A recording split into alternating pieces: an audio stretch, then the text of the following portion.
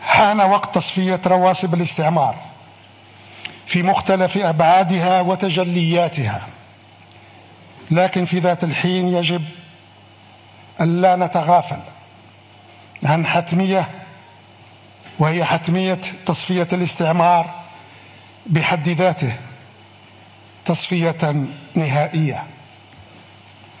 ولشقائنا في آخر مستعمرة في إفريقيا الصحراء الغربية أصدق عبر التضامن والدعم، وهم يتمسكون بإحقاق حقهم الشرعي والمشروع في تقرير المصير على النحو الذي أكدته ولا تزال تؤكده الشرعية الدولية والعقيدة الأممية في مجال تصفية الاستعمار.